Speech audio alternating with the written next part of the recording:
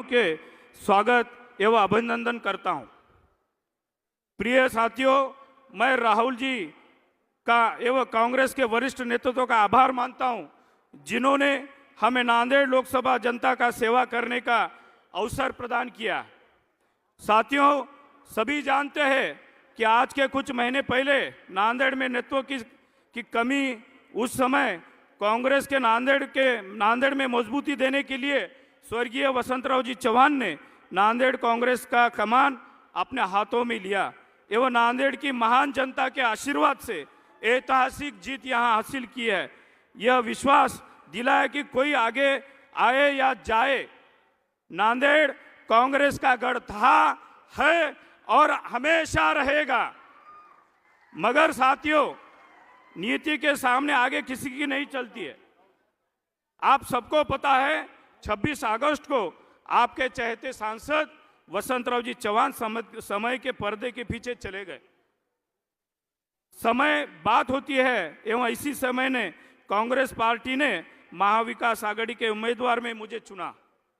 साथियों, आप सभी को मालूम है कि कांग्रेस पार्टी का नांदेड़ की जनता से विशेष लगाव है और कांग्रेस पार्टी जब भी सत्ता में रही है, नांदेड़ के विकास के लिए प्रतिबद्ध रही है। आदरणीय राहुल जी, हम आपको अवगत करना चाहते हैं कि हमारे लोकसभा क्षेत्र में अभी भी फंडामेंटल सुविधा का अभाव है। हमारे क्षेत्र में किसान अभी भी आत्महत्या कर रहे हैं, महिलाएं सुरक्षित नहीं है, युवाओं को हाथ को रोजगार नहीं है एवं रेलवे एयरलाइंस की कनेक्टिविटी अभी भी जरूरी है। राहुल जी, मैं आपके सामने पूरी जनता को विश्वास दिलाना चाहता हूं, नांदेड़ जिले के सभी प्रश्न हल करने के लिए मैं प्रतिबद्ध रहूंगा एवं आपको भरोसे को कभी टूटने नहीं दूंगा।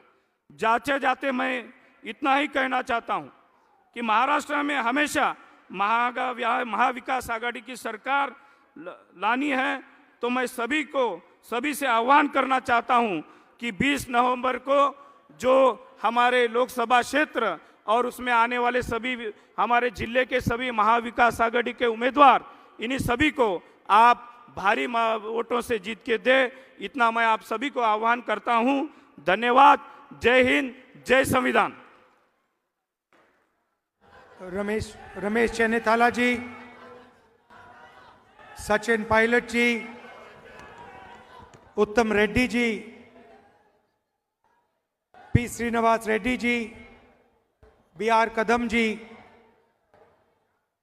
स्टेज पे सीनियर नेता, हमारे प्यारे कार्यकर्ता, गठबंधन के प्यारे कार्यकर्ता,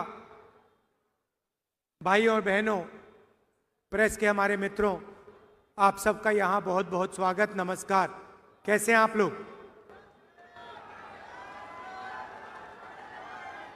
कांग्रेस के कार्यकर्ताओं का मूड कैसा है? सुनाई नहीं दे रहा भाई? ठीक है बब्बर शेर? आप हमारा मैसेज जनता तक पहुंचाते हो और बाकी पार्टियां जो गठबंधन में हैं उनके भी कार्यकर्ता मैसेज पहुंचाते हैं। तो शुरुआत में विचारधारा से करना चाहता हूं। ये दो विचारधाराओं की लड़ाई है। एक तरफ कांग्रेस पार्टी, इंडिया गठबंधन और दूसरी तरफ बीजेपी और आरएसएस। लड़ाई संविधान की है। अब मैंने सुना कुछ दिन पहले प्रधानमंत्री ने कहा कि ये जो संविधान मैं अपने हाथों में पकड़ता हूं ये खाली है। तो मैं उनको कहना चाहता हूं, नरेंद्र मोदी जी, आप इस संविधान को समझे नहीं हो। इस संविधान में सिर्फ हिंदुस्तान की आवाज नहीं है, इस संविधान में अंबेडकर जी, गांधी जी, फूले जी, बिरसा मुंडा जी, नारायण गुरु जी, बसवना जी, बुद्ध भगवान जी, इन सब की आवाज है। और इसको आप खाली इसलिए कहते हो क्योंकि आपने अपनी जिंदगी में यह किताब कभी नहीं पढ़ी है। क्योंकि अगर आपने ये किताब पढ़ी होती तो जो आप करते हो आप कभी नहीं करते। भाई और बहनों, ये नई किताब नहीं है। इसके अंदर जो सोच है वो हजारों साल पुरानी सोच है। और कहा जा सकता है कि हिंदुस्तान का इतिहास, हिंदुस्तान की हिस्ट्री, हिंदुस्तान की जनता की आत्मा इस किताब में है। और कांग्रेस पार्टी इस किताब की रक्षा कर रही है। हम सब मिलकर, हमारे कार्यकर्ता इस किताब की रक्षा करते हैं। और बीजेपी के लोग, आरएसएस के लोग सामने से नहीं कह सकते, मगर छुपकर बंद कमरों में अंबेडकर जी के संविधान को खत्म करने की कोशिश करते हैं। सामने नहीं आ सकते, क्योंकि जिस दिन उन्होंने सामने कह दिया कि हमारे संगठन का लक्ष्य संविधान को नष्ट करने का है, खत्म करने का है, उसी दिन हिंदुस्तान की जनता एक साथ उनके खिलाफ खड़ी हो जाएगी। तो ये छुप कर ये काम करते हैं। देखिए, कॉन्स्टिट्यूशन से हिंदुस्तान की संस्थाएं निकलती हैं, बनती हैं। चाहे वो हमारा शिक्षा का सिस्टम हो, स्वास्थ्य का सिस्टम हो, सारा का सारा इसी किताब से बनता है। महाराष्ट्र में पैसा आता है, आप जीएसटी देते हो, वो बढ़ता है, ये किताब करवाती है। विकास होता है, दलितों की रक्षा होती है, महिलाओं की रक्षा होती है, ये किताब करती है। और अगर गरीब लोगों को फायदा हुआ है, मनरेगा हो, भोजन का अधिकार हो, हरी क्रांति हो, सफेद क्रांति हो, इस किताब के बिना नहीं हो सकती थी। आप जानते हो इस देश में इस किताब से पहले क्या होता था। वोट मिलता है आपको, ये जो चुनाव हो रहा है इसी किताब के कारण हो रहा है। नरेंद्र मोदी जी ने 25 लोगों के 16 लाख करोड़ रुपए कर्जा माफ किया है। 25 लोगों का। हिंदुस्तान के सबसे अमीर लोग हैं, उनका 16 लाख करोड़ रुपया कर्जा माफ किया है। इस किताब में कहीं नहीं लिखा, इस किताब में कहीं नहीं लिखा कि 25 लोगों का 16 लाख करोड़ रुपया कर्जा माफ होना चाहिए और किसानों का, मजदूरों का, गरीबों का 1 रुपया नहीं माफ होना चाहिए। कहीं नहीं लिखा इसमें। आपकी सरकार छीनी गई, चोरी की गई। किसने चोरी की? आप क्या सोचते हो? नरेंद्र मोदी जी का उसमें हाथ नहीं था क्या? उनके नेता ने अभी बोला है कि सरकार को गिराने की जो मीटिंग हुई थी उसमें अदानी जी बैठे थे। अदानी जी क्यों बैठे थे राजनीतिक मीटिंग में? क्योंकि वे धारावी चाहते हैं। 1 लाख करोड़ रुपए का फायदा इस सरकार ने अदानी जी को दिलवाया है। किसकी जमीन? आपकी जमीन। किसकी जमीन? गरीबों की जमीन, मजदूरों की जमीन आपसे छीन कर ले जा रहे हैं। कहीं नहीं लिखा संविधान में, कहीं नहीं लिखा है कि आपकी जमीन छीनी जानी चाहिए। हम जमीन अधिग्रहण बिल लाए आपकी जमीन की रक्षा करने के लिए। तो नरेंद्र मोदी जी, बीजेपी के लोग बड़े बड़े भाषण देते हैं और फिर 24 घंटा इसको खत्म करने की कोशिश करते हैं। ये विचारधारा की लड़ाई है। एक तरफ संविधान, मोहब्बत, आदर, भाईचारा, दूसरी तरफ नफरत, हिंसा, अहंकार और इसको खत्म करने की कोशिश। यह लड़ाई चल रही है और इस लड़ाई में आप सब शामिल हो। 4000 किलोमीटर हम चले। क्या जरूरत पड़ी? क्यों जरूरत पड़ी? यात्रा का नाम भारत जोड़ो यात्रा। एक ही नारा दिया हमने, नफरत के बाजार में मोहब्बत की दुकान खोलनी है। ये जहां भी जाते हैं नफरत फैलाते हैं। एक प्रदेश को दूसरे प्रदेश से लड़ा देंगे। मणिपुर जाइए, जाके देखिए वहां क्या हुआ है। आज तक हिंदुस्तान का प्रधानमंत्री मणिपुर नहीं जा सकते और ना गए। इतिहास में नहीं हुआ ऐसे कि हमारे प्रधानमंत्री एक प्रदेश में जो जल रहा है 1.5 साल के लिए वहां गए नहीं। एक धर्म को दूसरे धर्म से लड़ाएंगे, एक जात को दूसरी जात से लड़ाएंगे, बांटने का काम करेंगे और धन 20-25 लोगों के हवाले करेंगे। देश में बेरोजगारी है, महंगाई बढ़ती जा रही है।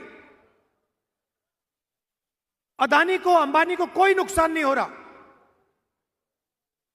उनका धन बढ़ता जा रहा है। एयरपोर्ट मिल गए, पोर्ट्स मिल गए, सड़कें मिल गई, अब धारा भी दिया जा रहा है। नुकसान आपका है, नुकसान सोयाबीन के किसान का है, नुकसान मजदूर का है, नुकसान बेरोजगार युवा का है। और आप लोग देखते रहते हो, आपके आंखों के सामने हो रहा है और आप देखते रहते हो।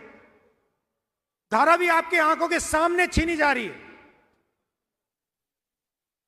1 लाख करोड़ रुपए, 70,000 करोड़ रुपए में हमने हिंदुस्तान के हर एक किसान का कर्जा माफ कर दिया था।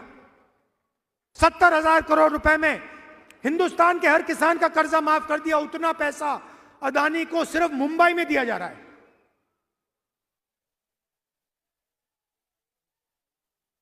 तो मैंने पार्लियामेंट में एक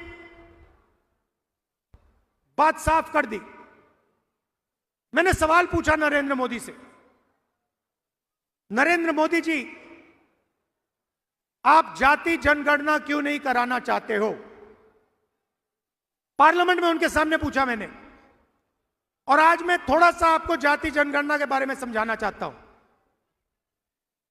भाइयों और बहनों, देश में 15% दलित आबादी है, 8% आदिवासी हैं, 50% कम से कम पिछड़ा वर्ग है और 15% माइनॉरिटी है।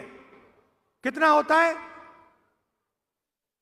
कितना बनता है? 15, 8, 50 और 15 कितना हुआ? कितना हुआ? ठीक है, यह है आपकी आबादी। अच्छा, सचमुच में पिछड़े कितने हैं किसी को नहीं मालूम। हम कहते हैं कि तकरीबन 50% है, मगर सच्चाई किसी को नहीं मालूम। ये हमारे मीडिया के मित्र हैं, इनको मैं मित्र कहता हूं, कहना पड़ता है। ये हमारे मित्र नहीं हैं, ये मोदी जी के मित्र हैं। आप मुझे एक बात बताओ, शाम को डिस्कशन चलेगा, देखिए मुस्कुरा रहे हैं, कह रहे हैं राहुल गांधी ने सही बात बोल दी। इनकी गलती नहीं है, इनको बेचारों को सैलरी लेनी है, तो इनका डिस्कशन होता है, शाम को बातचीत चलेगी, एंकर बोलेंगे राहुल गांधी ने ये बोला, नरेंद्र मोदी की फोटो दिखाएंगे। मैं आपसे पूछना चाहता हूं, ये जो सारे के सारे एंकर्स हैं, बड़े बड़े पत्रकार हैं, इनमें कोई पिछड़े वर्ग का है? कोई दलित है? कोई आदिवासी है? बड़ी बड़ी कंपनियों की लिस्ट निकालो आप, अदानी की कंपनी की लिस्ट निकालो, उनके सीनियर मैनेजर्स की लिस्ट निकालो, 200 सबसे बड़ी कंपनियों के मालिकों के नाम लो।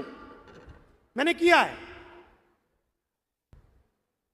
और नाम में मुझे एक पिछड़े वर्ग का व्यक्ति दिखा दो, लिस्ट में एक पिछड़े वर्ग का व्यक्ति का नाम दिखा दो, एक दलित का नाम दिखा दो, एक आदिवासी का नाम दिखा दो। है ही नहीं। ना मीडिया में हो आप, ना कॉर्पोरेट इंडिया में हो, ना प्राइवेट अस्पताल आपके, ना प्राइवेट यूनिवर्सिटी कॉलेजेस आपके, ब्यूरोक्रेसी में आपके कोई नहीं। 90 लोग हिंदुस्तान का बजट बांटते हैं, आईएएस अफसर हैं। मैंने उनकी लिस्ट निकाली, मैंने कहा देखता हूं भैया इनमें से कितने दलित, कितने आदिवासी, कितने पिछड़े। ये हिंदुस्तान का पूरा बजट बांटते हैं। जो आप पैसा जीएसटी में देते हो, जेब से निकालकर, शर्ट खरीदते हो जीएसटी, पैंट खरीदते हो जीएसटी, मोबाइल फोन खरीदा जीएसटी, जितनी जीएसटी अदानी देता है उतनी आप देते हो। अगर आप शर्ट में 18% देते हो तो अदानी भी 18% देता है, वो अरबपति है, मगर जीएसटी एक ही देते हो। वो पैसा जाता है हिंदुस्तान की सरकार के पास, बंटता है। कौन बांटते हैं? मक्खन कौन बांटते हैं? 90 अफसर बांटते हैं। भाई और बहनों, मैंने लिस्ट निकाली, 90 में से ओबीसी कितने, दलित कितने, आदिवासी कितने, मैं बताता हूं। 90 में से एक आदिवासी है, और अगर 100 रुपए बंटते हैं बजट में, तो आदिवासी अफसर 10 पैसे बांटते हैं। 8% आबादी, 100 रुपए में से 10 पैसे भागीदारी। दलित है 15%, भागीदारी होनी चाहिए 15%। बजट बढ़ता है, दलित अफसर 3 है, 100 रुपए में से 1 रुपया उनका। दलित अफसर 100 रुपए में से 1 रुपया बांटता है। आबादी 15%, भागीदारी होनी चाहिए 15%। 100 रुपए में से 1 रुपया, 1%। और हमारे पिछड़े भाई जो हैं 50% उनकी आबादी है, पता नहीं शायद 50 है, 55 हो, 60 भी हो सकती है। उनके 3 अफसर बैठा रखे हैं। और जिनकी 50% आबादी है, 50% आबादी है, 100 रुपए में से 5 रुपए उनके, 100 रुपए में से 5 रुपए उनके। आबादी 50% से कम नहीं है, भागीदारी 5 100 में से। तो अगर आप दलितों, आदिवासियों, पिछड़ों को जोड़ दें तो 100 रुपए में से 6 रुपए 10 पैसे आपके। बात समझिए। आबादी आपकी 90%, भागीदारी आपकी 100 रुपए में से 6 रुपए 10 पैसे। और सारा का सारा पैसा, सारा का सारा फायदा उन्हीं 15-20 लोगों को जाता है, आपके जेब से निकलता है। आपको शायद पता भी नहीं लगता। किसान खेती करता है, खून पसीना दे देता है, फिर जाकर बच्चे के लिए टी शर्ट खरीदता है। शायद उसे यह भी नहीं मालूम कि जितना टैक्स वो दे रहा है उतना ही टैक्स अदानी उसी टी शर्ट के लिए अपने बच्चे को अगर खरीदता, अपने बच्चे के लिए खरीदता, तो उतना ही टैक्स वो दे रहा है। वो अरबपति है, उसके लाखों करोड़ रुपए माफ हो रहे हैं, उसको धारा भी दी जा रही है। मगर टी शर्ट खरीदेगा अपने बच्चे के लिए, तो जितना टैक्स हिंदुस्तान का सबसे गरीब किसान देगा उतनी टैक्स वो देगा। क्या मतलब है इसका? कहीं नहीं लिखा है इसमें। इसमें लिखा है सब समान है। इसमें लिखा है कि अगर अरबपतियों का कर्जा माफ होगा तो किसानों का भी कर्जा माफ होना चाहिए।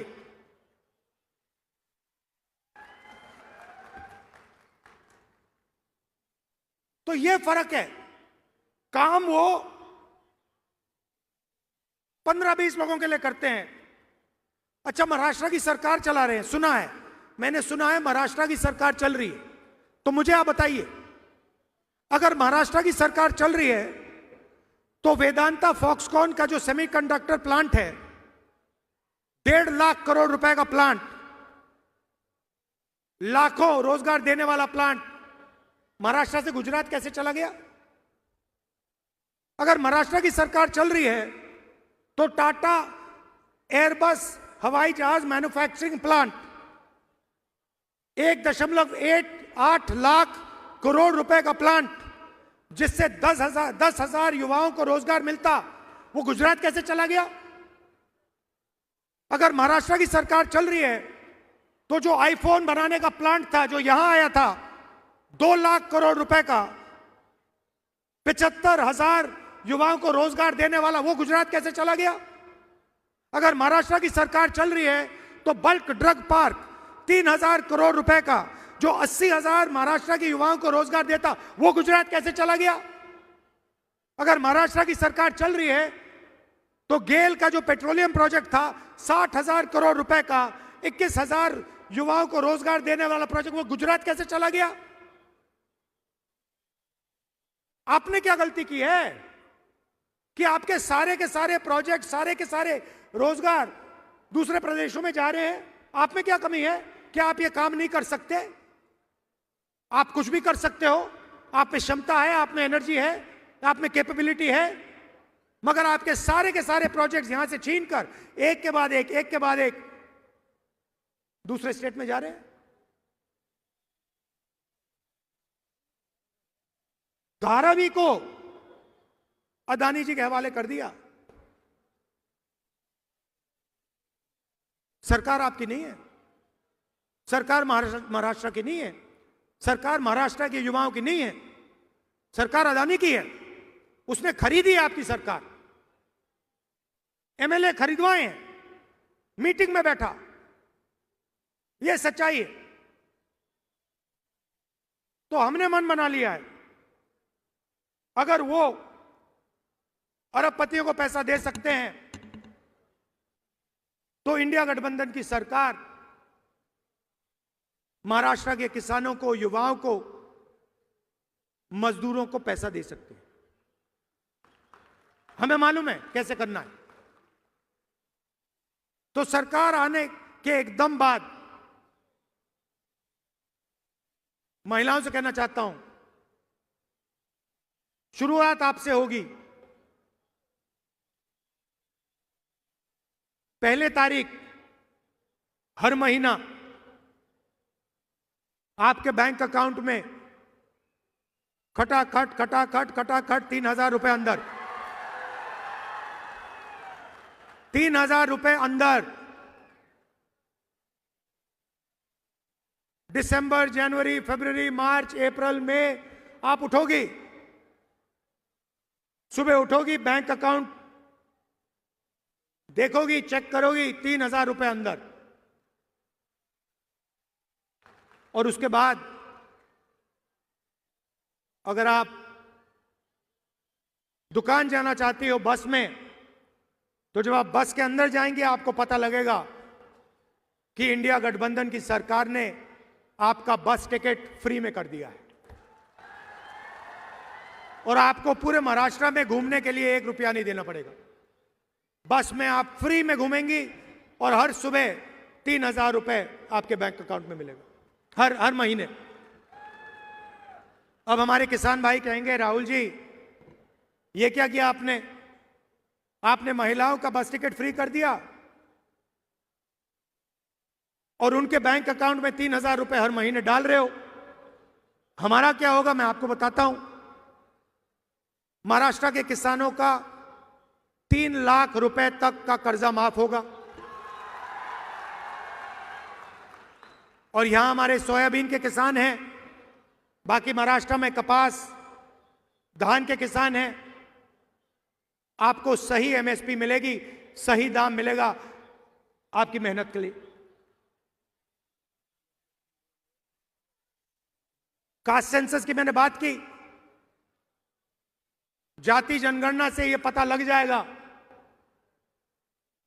दलित कितने, आदिवासी कितने, पिछड़े कितने, भागीदारी कितनी है पता लग जाएगी।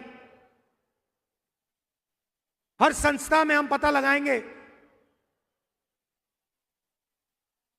दलित कितने, आदिवासी कितने, पिछड़े कितने, और आपको पता लग जाएगा आपकी भागीदारी कितनी है। पार्लियामेंट में मैंने साफ बोल दिया, महाराष्ट्र में भी कराएंगे, पार्लियामेंट में नेशनल सेंसस कराएंगे, कास्ट सेंसस।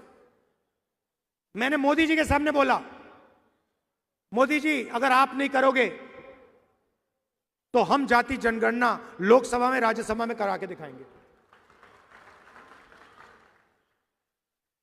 और ये जो 50% की दीवार बना रखी है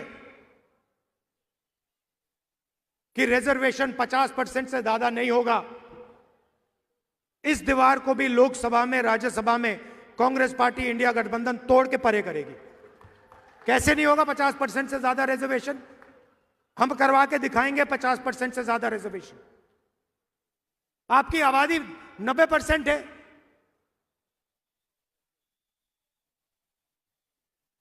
भागीदारी भी होनी चाहिए।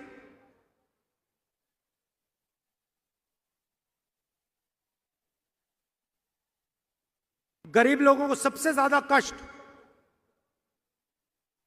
स्वास्थ्य के कारण होता है। चोट लग जाती है, दिल का दौरा हो जाता है, किसी को कैंसर हो जाता है, किडनी की बीमारी हो जाती है, लिवर की बीमारी हो जाती है।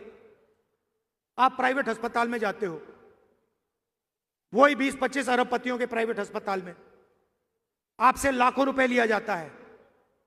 टेस्ट होते हैं, एमआरआई होता है, अस्पताल के बाहर आते हो, बिल देखते हो, लाखों रुपए निकल जाते हैं जेब से।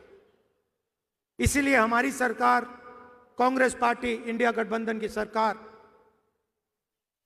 महाराष्ट्र के गरीब लोगों को 25 लाख रुपए तक का हेल्थ इंश्योरेंस देने जा रही है।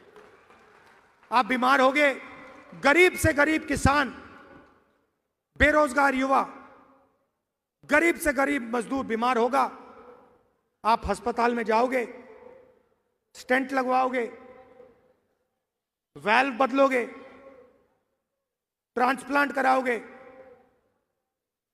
25 लाख रुपए सरकार आपको इलाज के लिए देगी। तो जो आपको कर्ज लेना पड़ता है वो आपको नहीं लेना पड़े। हमारी सरकार गरीबों की सरकार है, अदानी अंबानी की सरकार नहीं होगी। और ये सोच रहे हैं कि धारावी फ्री में ऐसे ही ये अदानी जी को मिल जाएगा। इनको मालूम नहीं कि महाराष्ट्र की जनता, कांग्रेस पार्टी, राहुल गांधी यहां इस साइड खड़े हुए हैं, ऐसे नहीं मिलने वाला। ये महाराष्ट्र के गरीब लोगों की जमीन है, उनकी मेहनत की जमीन है। हम जमीन अधिग्रहण बिल लाए थे, हम किसानों की, गरीबों की रक्षा करते हैं। इसीलिए पूरा का पूरा सपोर्ट नरेंद्र मोदी जी को दिया जा रहा है। दोस्ती है उनकी। सरकार आपकी इसलिए गिराई गई। अदानी जी मीटिंग में बैठे थे, साफ बोला है। क्यों बैठे थे मीटिंग में? धारावी 1 लाख करोड़ रुपए के लिए बैठे थे मीटिंग में। आपकी जमीन, आपका भविष्य और युवाओं के लिए जो नरेंद्र मोदी जी ने बेरोजगारी फैला रखी है सब जगह, स्मॉल मीडियम इंडस्ट्री बंद कर दी, किसानों को सही पैसा नहीं देते, सही दाम नहीं देते, जीएसटी, गलत जीएसटी लागू कर दी, नोटबंदी लागू कर दिया, ये हथियार हैं। आप ये मत सोचिए कि ये योजनाएं हैं। ये छोटे व्यापारियों को मारने के हथियार हैं, ये किसानों को मारने के हथियार हैं। तो रोजगार पैदा ही नहीं होता। तो इसीलिए हमने कहा है कि 2.5 लाख सरकारी नौकरियां जो महाराष्ट्र की सरकार ने आपको नहीं दी हैं, वो हम चुनाव जीतते ही 2.5 लाख नौकरियां महाराष्ट्र के युवाओं को दे देंगे। हर जात को, गरीब से गरीब लोगों को, और 4,000 रुपए हर महीने अलाउंस जो हमारे बेरोजगार युवा हैं उनको उस दिन तक मिलेगा जब तक वो बेरोजगार हैं। भाइयों और बहनों, जो मैंने शुरुआत में बात बोली थी, लड़ाई अंबेडकर जी के संविधान को बचाने की है।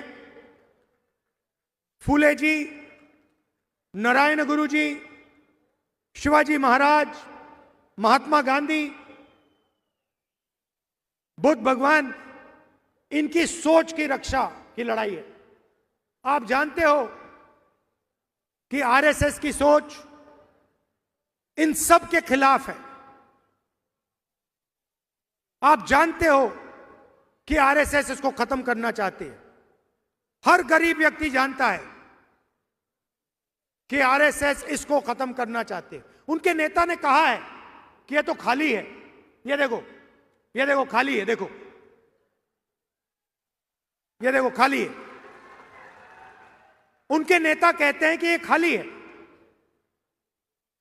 ये खाली नहीं है, इसमें हिंदुस्तान की हिस्ट्री है, हिंदुस्तान के महापुरुषों की सोच है। ये है ये किताब, और इसको ये खत्म करना चाह रहे हैं। हम इसको कभी खत्म होने नहीं देंगे, सवाल नहीं उठता। तो ये मैं आपसे कहना चाहता था। आप दूर दूर से आए, कष्ट उठाया आपने, इसके लिए मैं आपको दिल से धन्यवाद करता हूं। नमस्कार, जय महाराष्ट्र, जय हिंद।